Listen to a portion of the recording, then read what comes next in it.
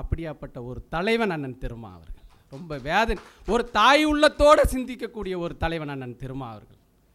நாங்கள் 98 நாங்கள் ராமர் உருவ பொம்மையும் சீதையோட உருவ பொம்மையும் 98 சேத்பட்டில் நாங்கள் எரிச்சிடுறோம். மறுநாள் என்ன பண்ணுறாங்க, இந்து முன்னணிக்காரன் பெரியார் படத்தை எரிச்சிட்றான் எங்கள் பனங்கல் பார்க்காண்ட.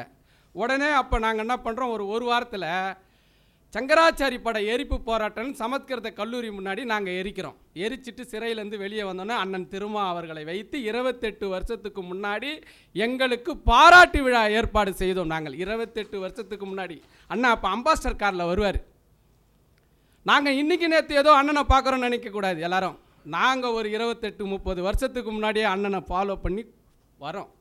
இன்றைக்கு தமிழ்நாட்டில் தமிழ் தேசிய தலைவன் ஒரே ஒரு தலைவன் அண்ணன் திருமா அவர்கள் தான். அதனால தான் எனக்கு முன்னாலே பேசிய தோழர் சொன்னார், கன்னடக்காரனுக்கு தெரிஞ்சுங்கிற சனியனுங்களுக்கு தெரியல அப்படின்னு.